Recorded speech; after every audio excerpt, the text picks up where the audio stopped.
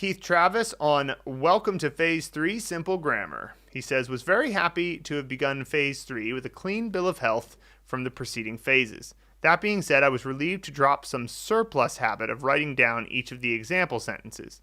It wasn't with the aim of memorization so much as just getting a dose of writing training, which I personally enjoyed.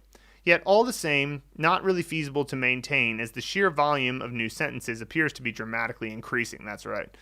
On another note, I'm relieved to discover that my erstwhile habit of paying a little more than recommended attention to sentences in early phases appears to be paying off specifically with regard to Mandarin Blueprint Phase 3 orientation. It is quite easy to read these sentences now after so much practice, albeit well below native speed.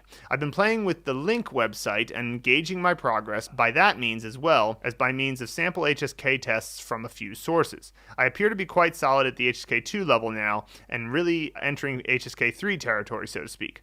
I'm still unable to read a lot of the lowest level of Link material because of absent vocab, but still quite easily able to pace along with the reader and at least connect back and forth on the page. I've also been looking up character frequency and word frequency tables in a way of planting some realistic anticipation in mind moving forward. I'm pretty thrilled at just how many characters and words I recognize from these tables, both in the thick of the most frequent as well as decreasingly intermittently through to about the 500th or 600th most frequent words and characters. Obviously, however, there is a lot of gap to fill, so to speak. After having mastered the Henze method here, I was also rather pleased with having begun to use the Mandarin Blueprint Henze method to start memorizing the radicals.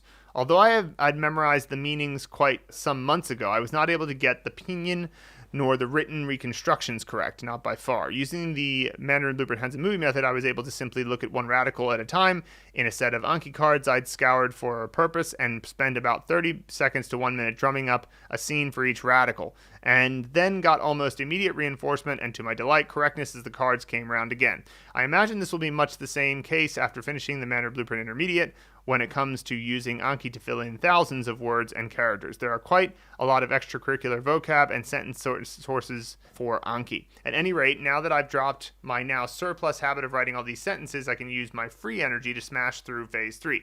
I estimate it will take about 1 week to review, write new words, and set up Anki accordingly before moving on to Phase 4, while relying on Phase 3 Anki to do its thing. Having scanned ahead at Phase 4 graded reading, I am super duper excited about getting to the next batch of good stuff. The graded reading setup looks perfectly manageable, and I intend to spend quality time with it and related sources in as what I regard as the first major bridge to cross with becoming confidently able to understand the impromptu speech improvisations of native speakers. Yeah, it sounds great. I mean, like, obviously, Keith, you're doing a lot of extra stuff to sort of expand your understanding, and I would never encourage you to not do that. But I will say that, like, radicals are not important to learn. You're going to learn all of them through the Mandarin Blueprint method and then some, because radicals, again, why are radicals? Why do they exist? They exist to look up characters in paper dictionaries, and they're often somewhat randomly chosen. It's like you look at a certain radical and you're like, why this, as opposed to this minus a stroke. It's sort of,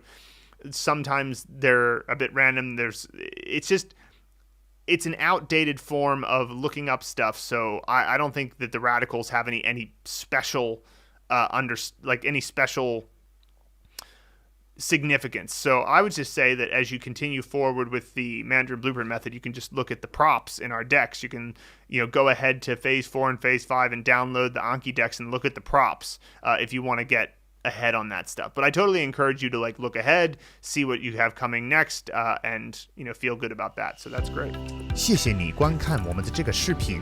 If you found this video valuable and you'd like us to help you reach fluency and literacy in Mandarin Chinese as fast as possible without all the headache of traditional learning methods, just head to mandarinblueprint.com to learn more.